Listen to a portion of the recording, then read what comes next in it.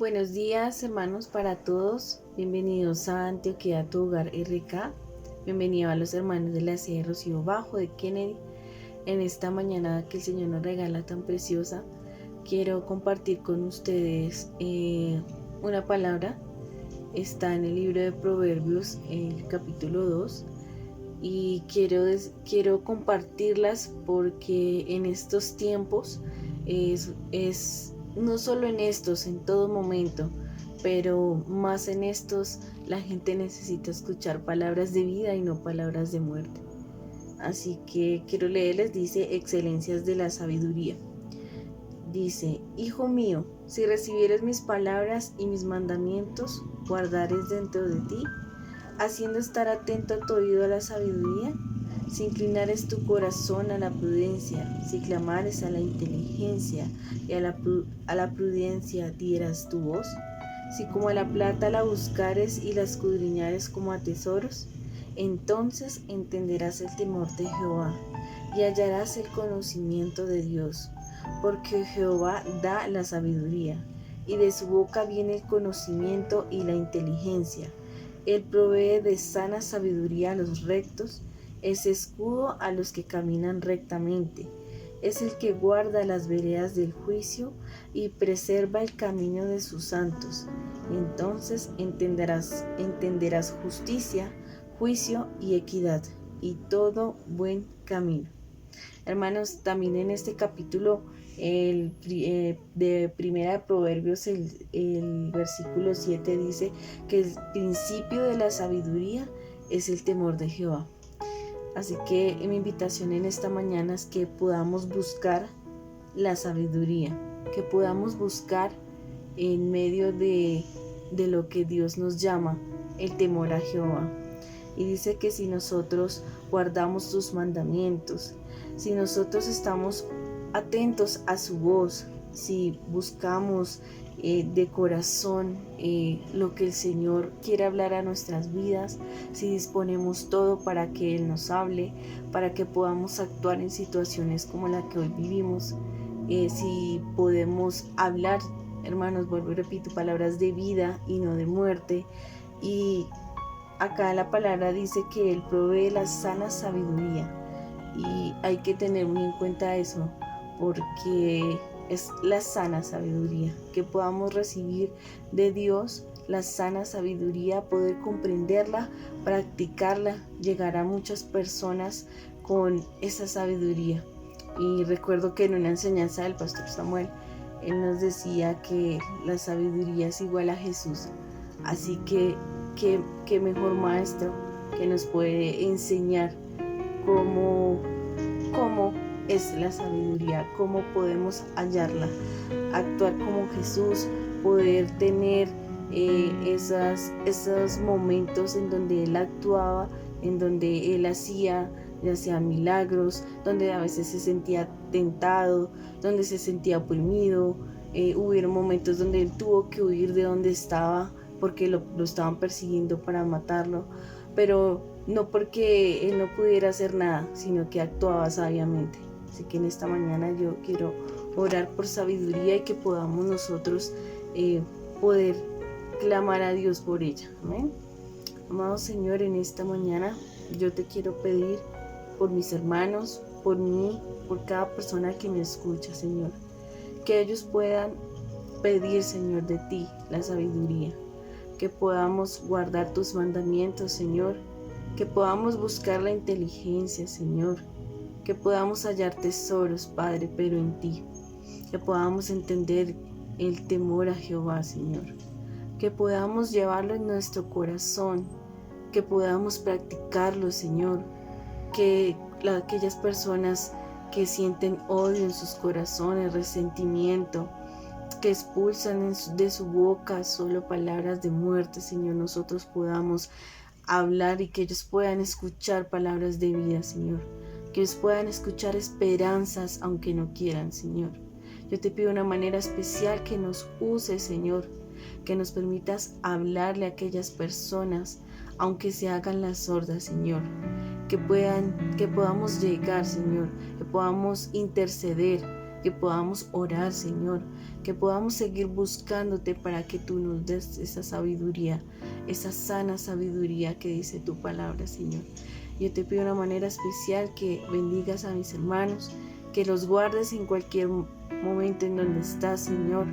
También pedimos por los que están enfermos, Señor, que seas tú obrando, que se haga tu voluntad, amado Dios, pero sabemos que tú eres fiel, Señor, que tú eres fiel a nosotros, Señor. Te pido por los que están económicamente mal, Señor, para que tú también seas bendiciendo, Señor, que donde se haya cerrado una puerta, Señor, ellos puedan ver la otra puerta abierta, Señor. Te pido por aquellos familiares que han perdido un ser querido, Señor, que tú traigas consuelo, que traigas paz a sus corazones, que puedan llevar este duelo, Señor, tomados de tu mano, Señor. Yo te doy gracias, Padre, en el nombre de Jesús en esta mañana. Amén.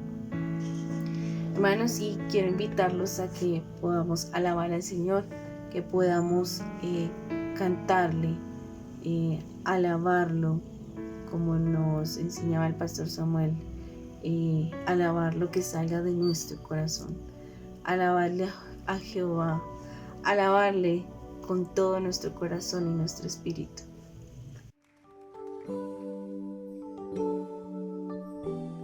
¿Cuántos quieren adorar al Señor? Aleluya.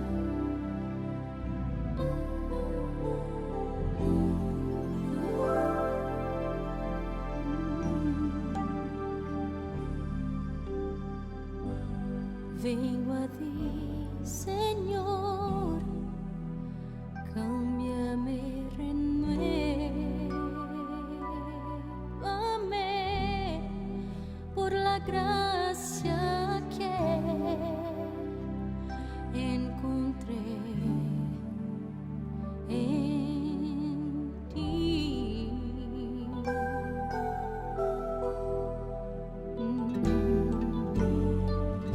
Ahora sé que las debilidades que hay en mí desvanecerán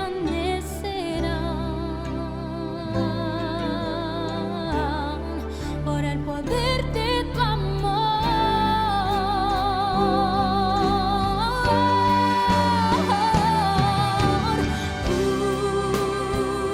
Cúbreme con tu amor, rodéame, oh Señor, tómame, cerca quiero estar,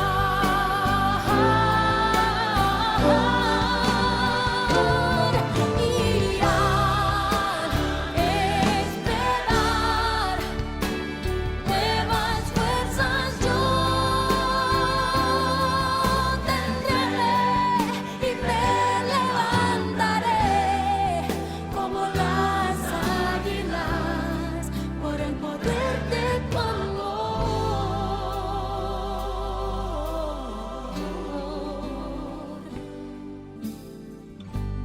Yo te quiero ver cara a cara, oh Señor, y conocer así más de ti en mí.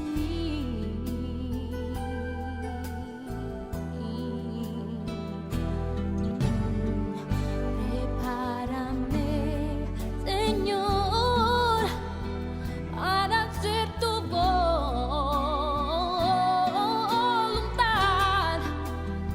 viviendo cada día, Señor, por el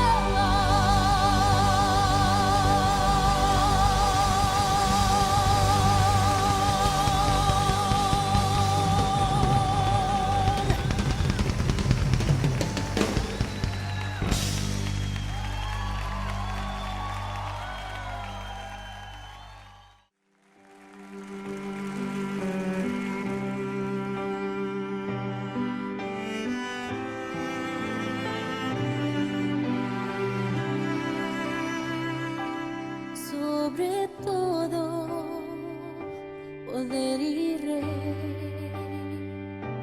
sobre toda humanidad y ley, sobre todo lo creado por tu mano. Tú inventaste todo, mi Señor. Sobre todo reino y nación y maravillas que el mundo conoció, sobre toda riqueza y esplendor, nada se compara a ti, mi Dios.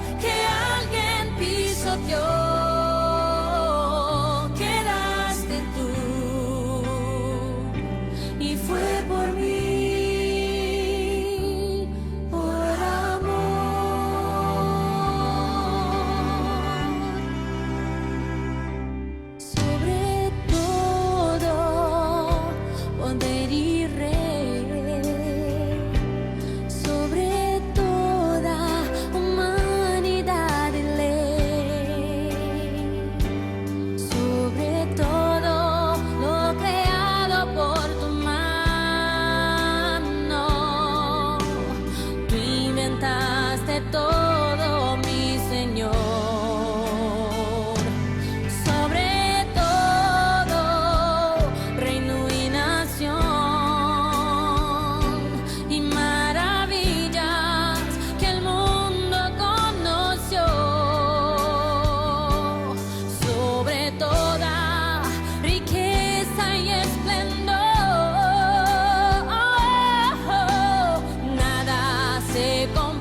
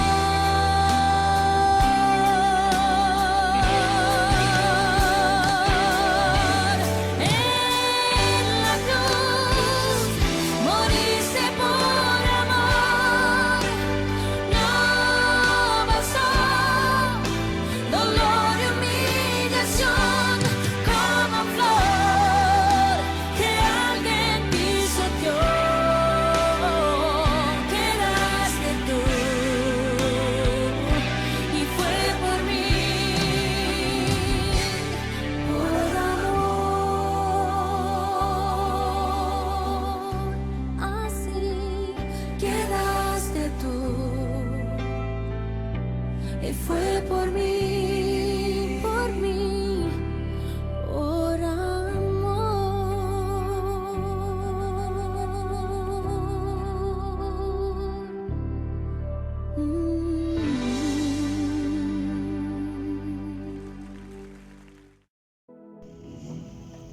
Bueno, hermanos, en este momento quiero compartirles un versículo para las ofrendas. Quiero que tomen en sus manos lo que vamos a dar al Señor. Está en en Hechos, capítulos 20 al 35.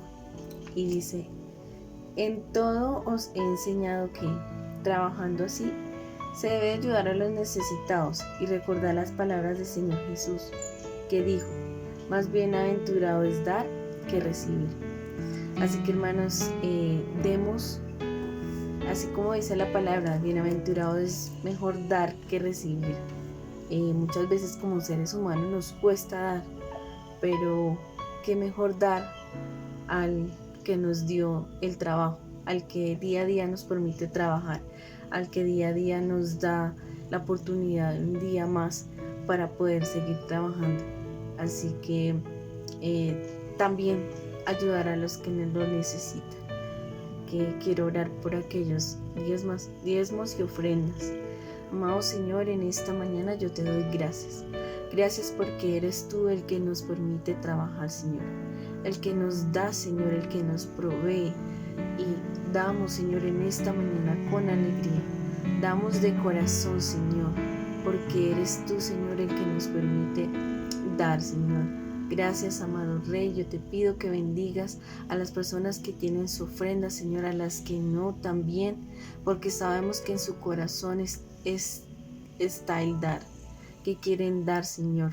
Y también te pedimos por los que necesitan sacar también de tu tiempo, Señor, que saquen de su tiempo para ofrendarte, Señor, para darte un día, unas horas, Señor, para que puedan encontrar en ti, Señor, esas respuestas que quieren hallar y sienten que no hay respuestas, Señor, que puedan saber que también pueden ofrendar de su tiempo a ti, Señor, que no saben lo más grato que hay que consagrar un tiempo para ti, Señor. Y yo te pido que bendigas sus canastas, Señor, que bendigas al 100 por 1, Señor, aquello que están dando con alegría. Yo te lo pido, Padre, en el nombre de Jesús. Hermanos, y quiero invitarlos a que puedan escuchar la palabra de Dios, que podamos escuchar qué trae a nuestros corazones, que podamos entender, que podamos gozarnos de lo que Él nos habla a nuestras vidas. Hermanos, un abrazo grandísimo, los bendigo en el Señor y espero poder seguir compartiendo con ustedes. Hasta luego.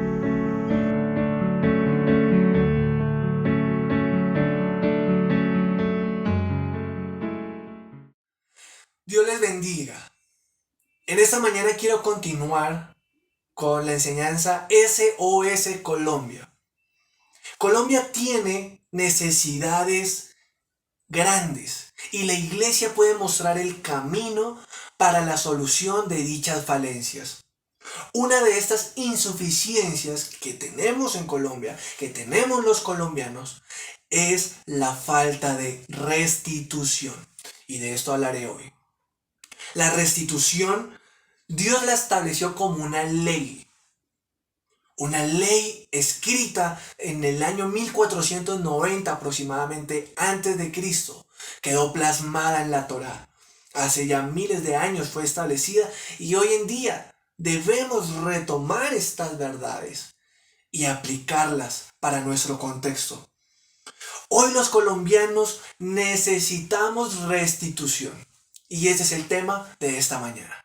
Abramos la palabra de Dios en el libro de Éxodo, capítulo 22.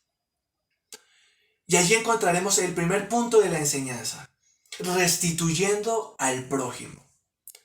Aquí Dios ordenó a través de Moisés la ley de la restitución. En Éxodo 20 tenemos los 10 mandamientos. Pero lo que no sabemos es que hay muchas leyes que se derivan de los 10 mandamientos. Los 10 mandamientos son el gran decálogo de la norma bíblica y de allí surgirán más leyes. Y una de esas leyes es la ley de la restitución, que la encontramos aquí en este texto, Éxodo 22. Y lo interesante de la restitución es que esta palabra lo que significa o lo que expresa es la compensación de los daños causados. Cuando hablamos de restitución, entonces hablamos que no solamente cuando se comete un daño hay que pedir perdón o arrepentirse, sino que adicional a eso, cuando hablamos de restituir, hablamos de compensar o pagar los daños causados. Esto es restituir. Y Colombia y los colombianos tenemos que aprender qué es la restitución. La restitución es la compensación de los daños causados. Y la Biblia es muy clara al respecto. Aquí en Éxodo 22 veremos algunas cosas de una manera un poco rápida. Verso 1. Cuando alguno hurtare buey u oveja, y lo degollare o vendiere, por aquel buey pagará 5 bueyes, y por aquella oveja 4 ovejas. Si yo robaba una oveja, entonces el castigo o la compensación no era devolver la oveja, era devolver 4 ovejas por la oveja que robé. Y si me robaba un buey, entonces debía pagar 5 bueyes por cada buey que me robara. Eso buscaba que no existiera el robo, uno de los 10 mandamientos. Entonces, como habían diferentes tipos de robos y de fraudes, entonces Dios empieza a especificar en esta ley qué hacer o cómo actuar ante cada circunstancia. Y aquí empieza hablando de un pago de 4 veces lo robado o 5 veces lo robado. En el verso 3 dice, está hablando acerca del robo cuando alguien entra a una casa y roba. Dice en el verso 3, pero si fuera de día el autor de la muerte será reo de homicidio. El ladrón hará completa restitución. Me voy a enfocar en esa parte por ahora. El ladrón hará completa restitución si no tuviere con qué. Será vendido por su hurto. Miren lo interesante de cómo era la ley. Si una persona entraba a una casa y se robaba algo, la consecuencia era que él debía pagar lo robado más los adicionales. ¿Sí? En algunos casos debían pagar el doble, en otros debía pagar 4 veces, en otros casos debía pagar 5 veces, según lo que se robara. Y el caso aquí esencial es que si el ladrón no tenía cómo pagar, cómo resarcir toda la restitución, ¿cierto? Porque claro, de pronto lo cogen con la oveja que robó, pero no tiene para pagar. Si se robó una oveja, quizás no tenga 5 ovejas, 4 ovejas.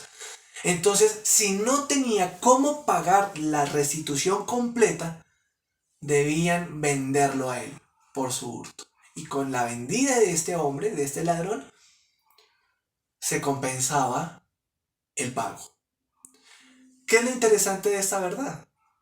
Que la restitución es un tema bíblico y esencial para la justicia. En el verso 5, por ejemplo, habla acerca de los campos.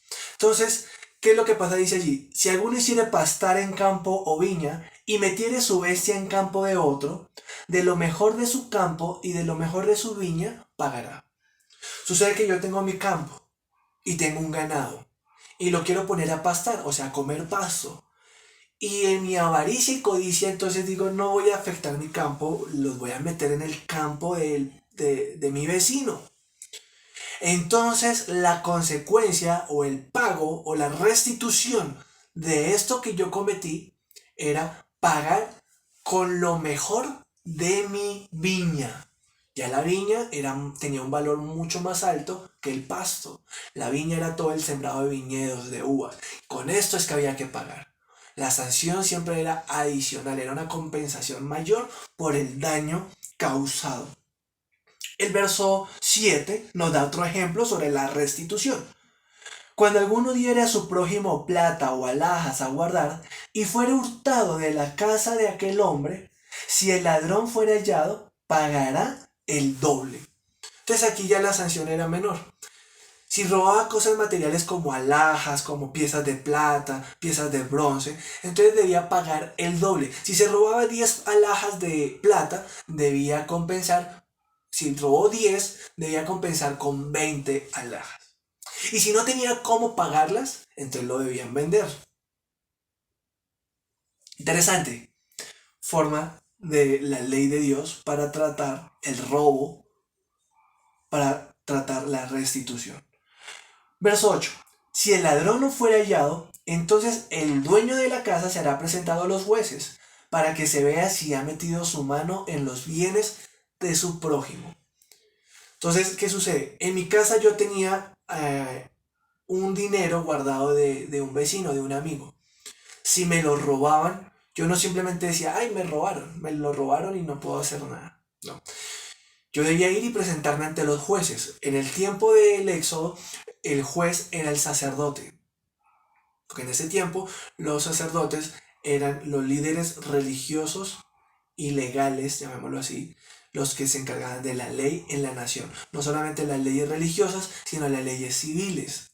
Entonces, yo debía presentarme ante el sacerdote, ante el juez de la época, y él determinaría si yo era culpable o no era culpable. O sea, si yo era inocente, otro ladrón vino y me robó lo que era del prójimo, o si yo metí mano en eso que no me pertenecía y lo robé.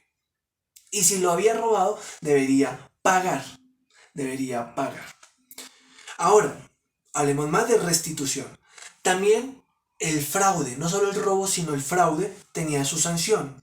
Verso 9 al 12 habla del fraude. En toda clase de fraude, sobre buey, sobre asno, sobre oveja, o sobre vestido, o sobre toda cosa perdida, cuando alguno dijere, esto es mío, la causa de ambos vendrá delante de los jueces, y el que los jueces condenaren pagará el doble a su prójimo.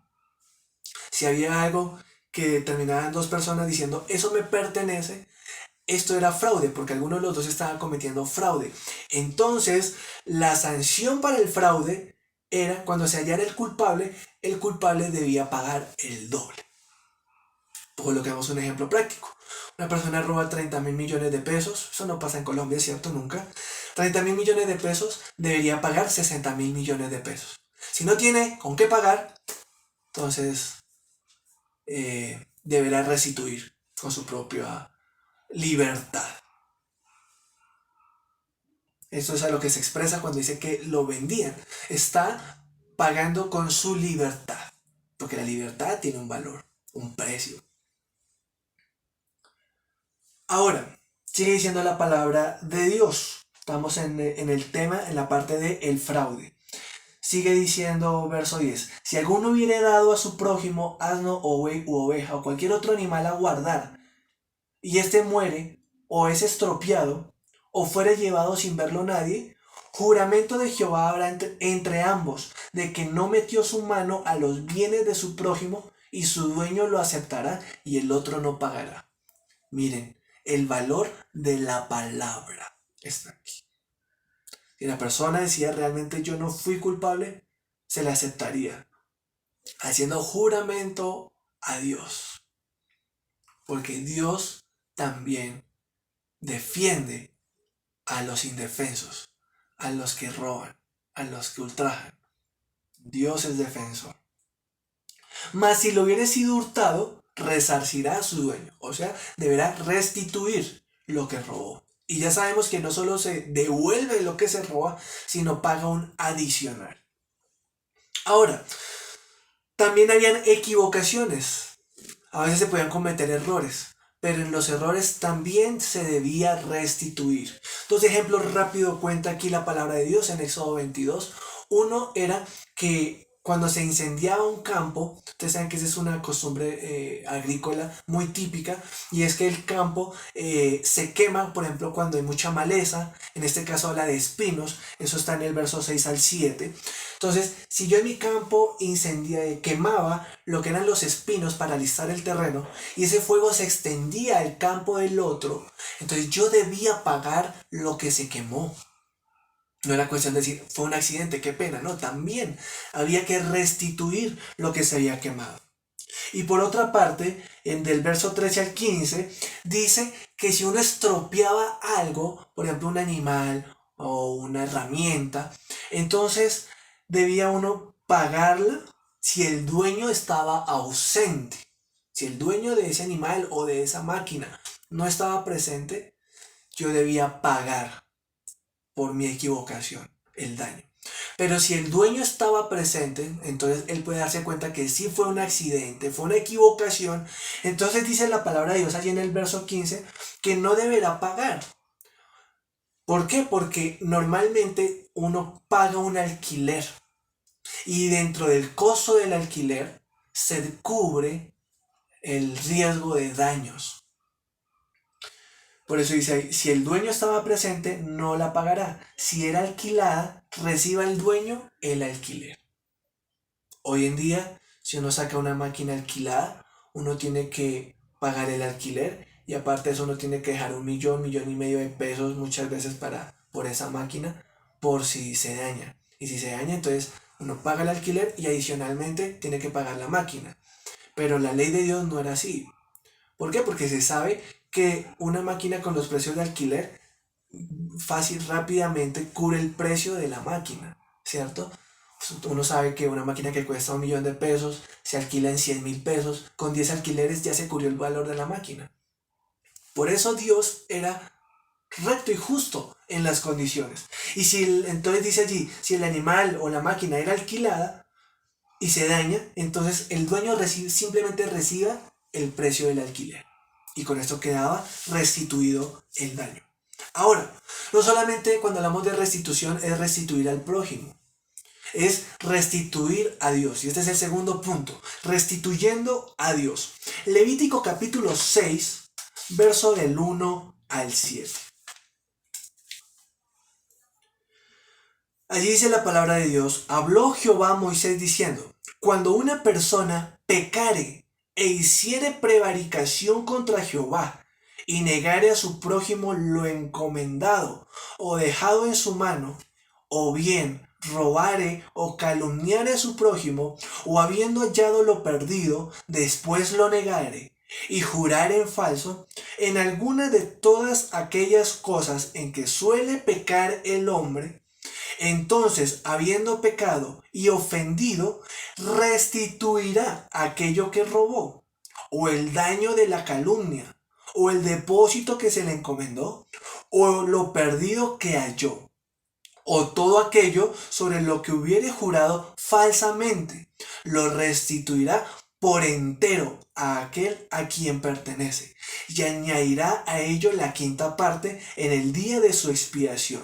Y para expiación de su culpa traerá Jehová un carnero sin defecto de los rebaños, conforme a tu estimación, y lo dará al sacerdote para la expiación. Y el sacerdote hará expiación por él delante de Jehová, y obtendrá perdón de cualquiera de todas las cosas en que suele ofender. Aquí encontramos lo que es restituir a Dios. Cuando uno roba, cuando uno engaña, cuando uno estafa, cuando uno miente, uno no solamente está haciendo daño al prójimo.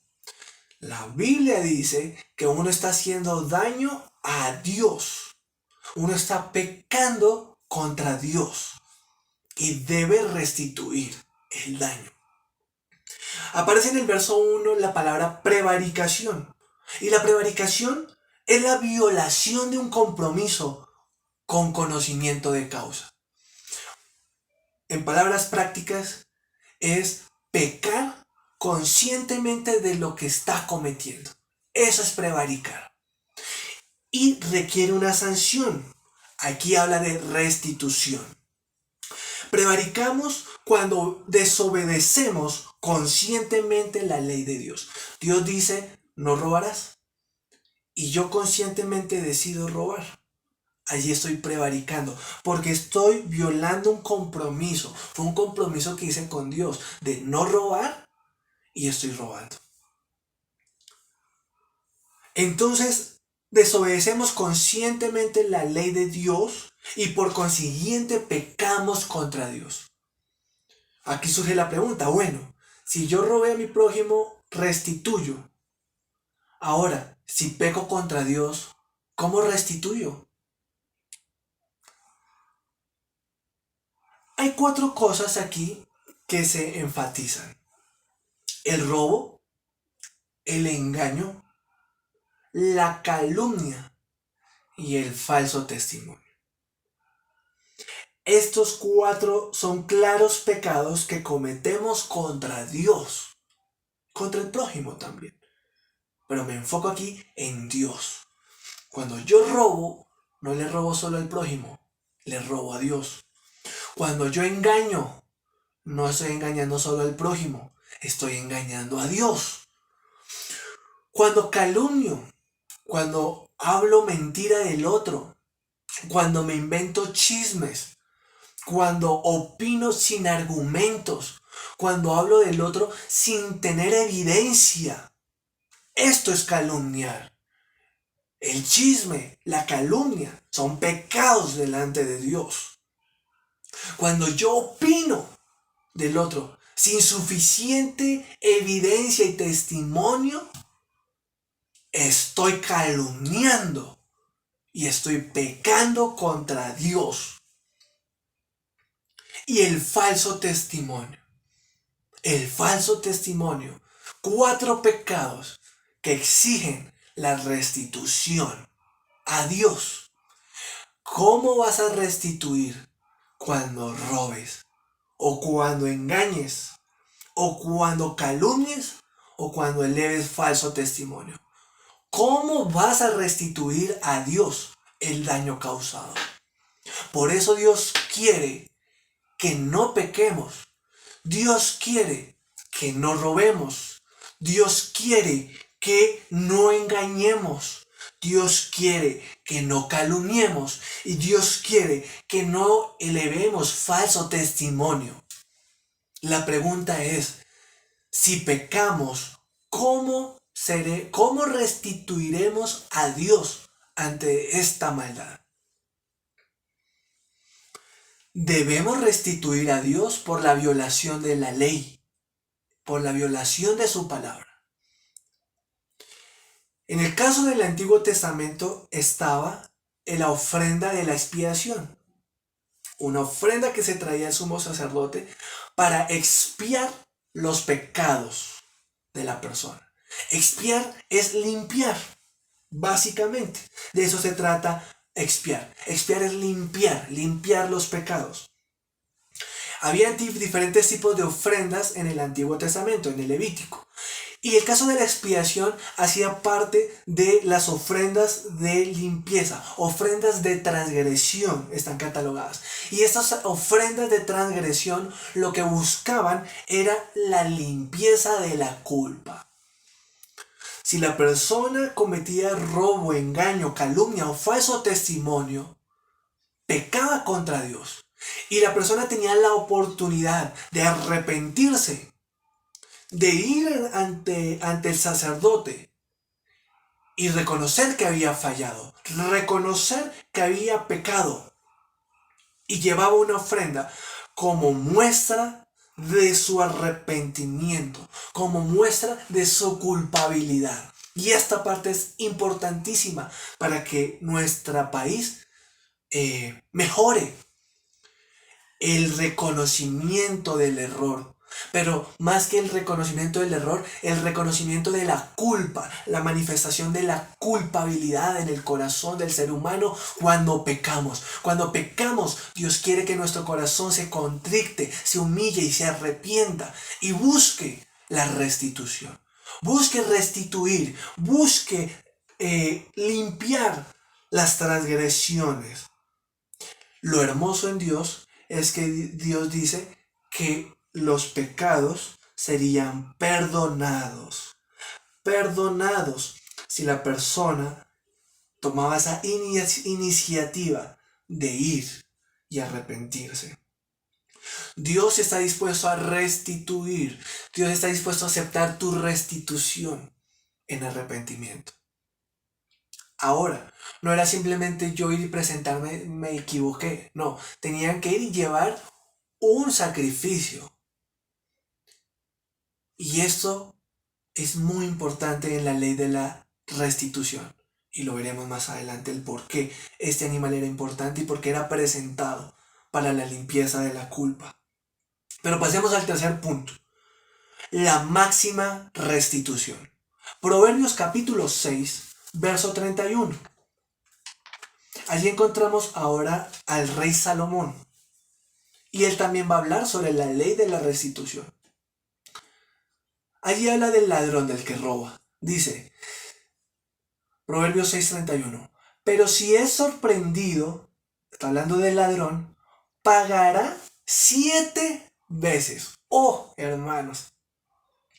La máxima restitución o la máxima sanción de restitución que aparece en la escritura era pagar 7 veces lo robado.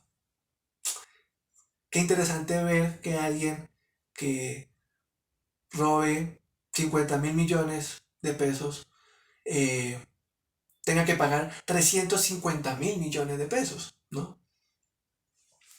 la máxima restitución era 7 veces. Vemos en la palabra de Dios que existían diferentes niveles de restitución. La mayoría eran el doble, pagar el doble. Pero encontramos que en algunos casos era pagar la quinta parte, o sea, el 20%. Y en otras pagar 4 veces y en otras hasta 5 veces. Pero aquí en Salomón vemos que también había una sanción de pagar 7 veces lo robado. La sanción se puso en un nivel más alto porque la gente robaba. Entonces se subió el nivel. Y el 7 expresa completa restitución. ¿Qué es lo que está enfocándose aquí? En pagar 7 veces. Está hablando de restituir completamente. Esto es lo que expresa pagar 7 veces lo robado. Restituir completamente. Lo interesante y el problema que surge es que sabemos que hay muchas transgresiones, pecados, equivocaciones que tenemos, que cometemos, que restituir completamente es imposible. Y el requisito y donde la palabra de Dios nos lleva al nivel de la restitución era una restitución completa. No era simplemente pagar, era restituir completamente. ¿Cómo restituir una herida en el corazón? ¿Cómo restituir emocionalmente? ¿Cómo restituir el tiempo? ¿Cómo restituir lo que no se puede pagar? La Biblia enseña acerca de la ley de la restitución que debía ser una restitución completa. Cuarto punto, restituir es hacer justicia. Hablo de la restitución, ¿por qué, hermanos?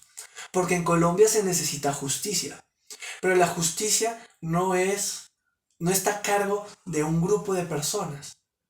Hay unos grupos determinados para velar y tendrán que rendirle cuentas a Dios.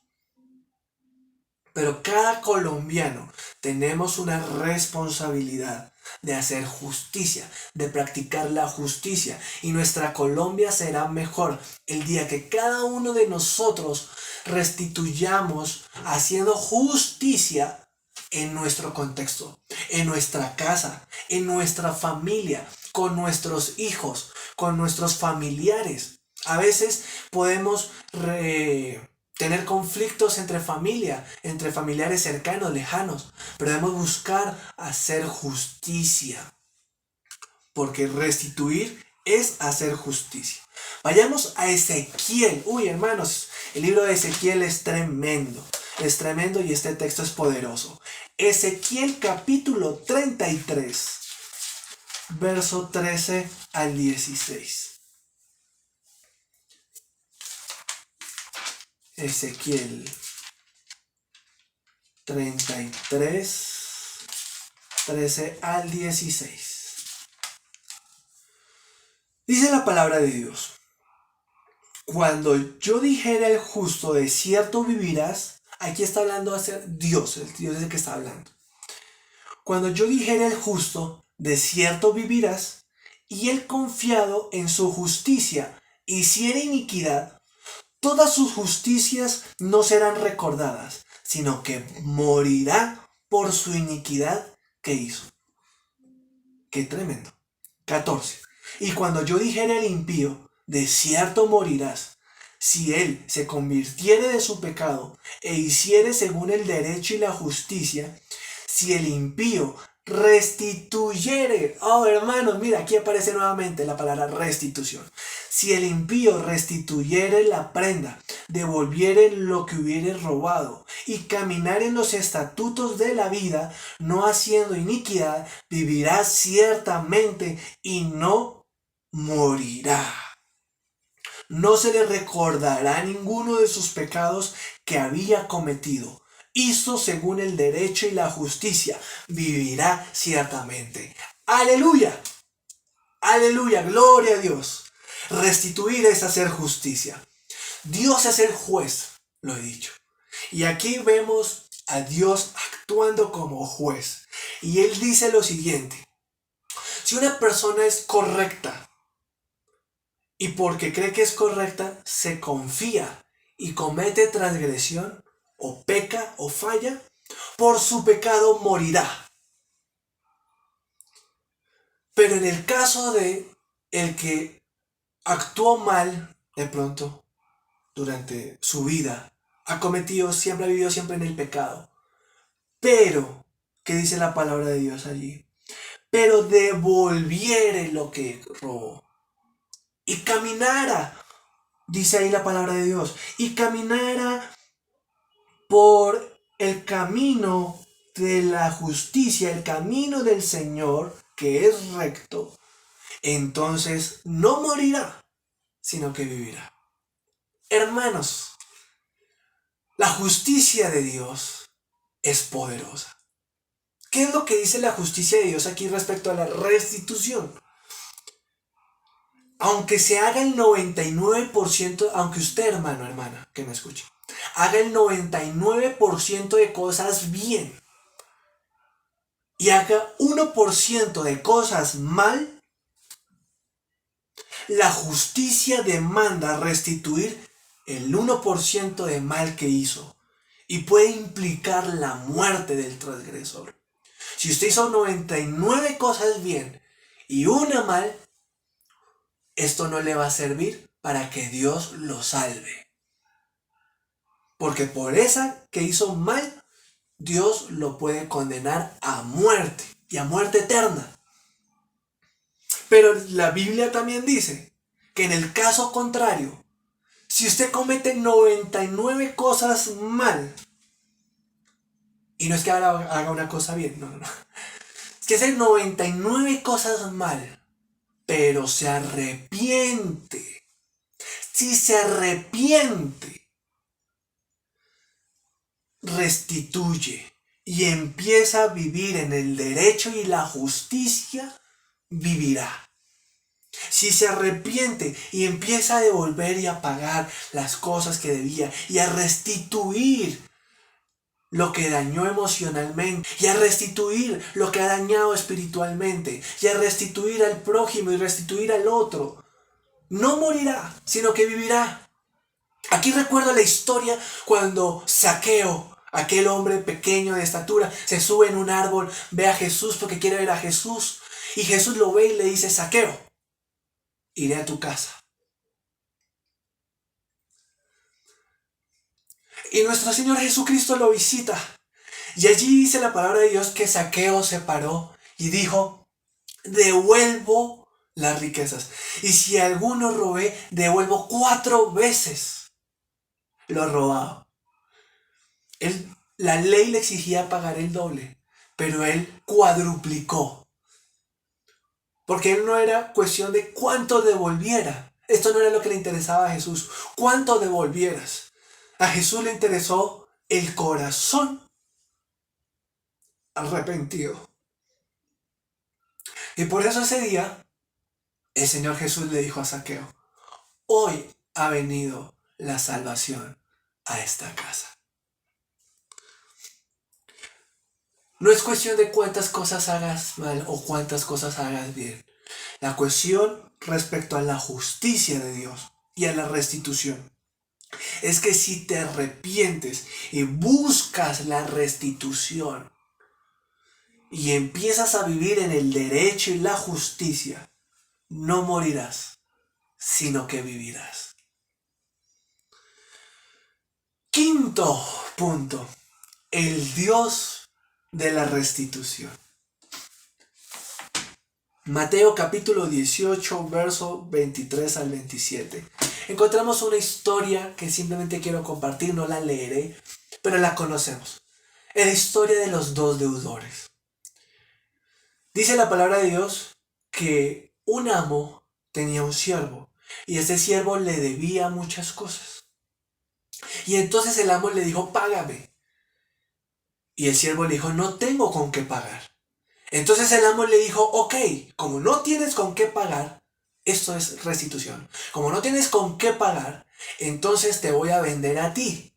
Y voy a ver como es tanto lo que me debe, con el precio de lo que me dan por usted, por su libertad, no me alcanza para cubrir. Entonces lo voy a vender a usted, lo voy a vender a su esposa, voy a vender a sus hijos para que me paguen lo que me debe.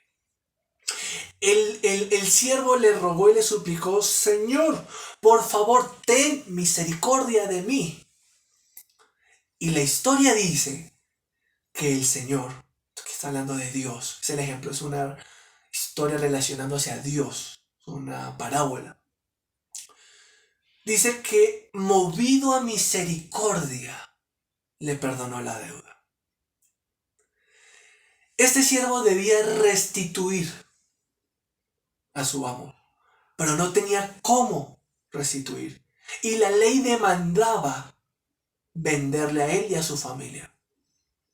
Pero la misericordia entró aquí. La justicia y la misericordia se abrazan acá. Y por misericordia el amo le perdona la deuda. Pero la historia continúa diciendo que el siervo al que se le había perdonado la deuda salió y se encontró con otro compañero que le debía, y le debía mucho menos. Y le dijo: págame lo que me debes. Y su amigo tampoco tenía con qué pagarle, pero este le debía menos. Por eso la consecuencia o la restitución no era venderlo a él como esclavo, en este caso como con el amo, sino echarlo a la cárcel. Y lo que hizo fue echarlo a la cárcel. No pensó en la misericordia que habían tenido con él y no pensó en ser misericordioso con el otro, sino que, y eso nos pasa muchas veces a los que estamos aquí presentes, sentados, queremos misericordia, pero cuando nos hacen daño queremos justicia. Somos incongruentes, incoherentes, injustos. Y la historia dice que al amo le dolió esto en el corazón. Y entonces en consecuencia mandó a llamar al que le había perdonado el venderlo y a su familia y lo obligó a pagar. El Dios de la restitución, hermanos. Nuestras deudas son tantas para con Dios que nos es imposible. Grábate eso. Tú le debes tanto a Dios que es imposible restituir todo lo que le debes. Y el castigo por causa de todo lo que le debes es la muerte. Porque la Biblia dice que la paga del pecado es muerte. Por eso necesitamos a Jesús. Porque Él fue el sacrificio que nos expió. Yo les dije que en el caso de la ofrenda de expiación no era solamente pedir perdón, sino restituir con una oveja. ¿Por qué con un animal para el sacrificio de la expiación? ¿Por qué? Porque este era el símbolo de Jesús. Jesús se ofreció como sacrificio para limpiarnos. Porque Jesús sabía que nuestra deuda con Dios era tan grande que era imposible restituirla. No hay suficientes buenas obras que alcancen a pagar todo lo que le debemos a Dios. Y por eso necesitamos a Jesús. Porque Él nos limpió. Él restituyó perfectamente. Él es el 7. Él es la restitución perfecta. Él pagó 7 veces en la cruz. Restituyó perfecta y completamente nuestra deuda. Y ahora nosotros, la iglesia, tenemos el deber de enseñar con el testimonio y con la predicación de la palabra acerca del Dios de la restitución. Colombia no puede practicar la restitución sin Dios, porque la deuda más grande que hay que restituir en Colombia no son los millones robados, es la deuda eterna que tenemos con Dios. y que solo a través del sacrificio de su Hijo Jesucristo se puede restituir. Quiero terminar con un versículo precioso del libro de Ezequiel 33 que estábamos leyendo. Pero el verso 11, y quiero que lo escuchen más que buscarlo. Quiero que escuchen lo que dice la palabra de Dios acerca de ese Dios de restitución. Vivo yo, dice Jehová el Señor. Ezequiel 33:11. Vivo yo, dice Jehová el Señor, que no quiero la muerte del impío, sino que se vuelva el impío de su camino y que viva. Volveos de vuestros malos caminos. ¿Por qué moriréis, oh casa de Israel? Hoy es día de arrepentimiento. Es un día para pedir perdón a Dios. Y hoy, no mañana, hoy es el día de empezar a restituir, asumir lo que has hecho mal, pedir perdón a Dios y empezar a restituir a tu prójimo. Oremos. Padre, en este día oramos por arrepentimiento. Si se humillare mi pueblo, y por eso nos humillamos en esta mañana, no por el pecado de Colombia, nos humillamos por nuestro pecado, por mi pecado cometido, Señor, y por el pecado que ha cometido cada hermano, cada hermana de esta iglesia, y por cada uno de los que me escuchan. Te pedimos perdón por nuestros pecados. Queremos caminar por el camino del derecho y de la justicia. Queremos abandonar las malas obras. Y queremos, Señor amado, restituir lo que hemos robado. Queremos restituir lo que hemos engañado. Queremos restituir lo que hemos calumniado. Pedimos perdón y queremos restituir por los falsos testimonios que hemos elevado. Espíritu Santo, en esta mañana, por favor, ministra a cada vida y muestra su pecado, muestra su error y llévalo al arrepentimiento. Te lo pedimos, Señor, en el nombre de Jesús. Amén. No esperes para mañana lo que puedes hacer hoy. Mañana puede ser tarde. Hoy es el día de arrepentimiento. Dios te bendiga y Dios te guarde.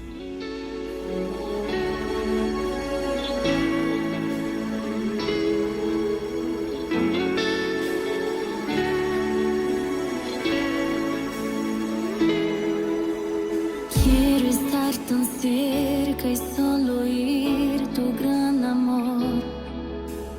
Dios, a ti te entrego todo y gano todo en ti, Señor.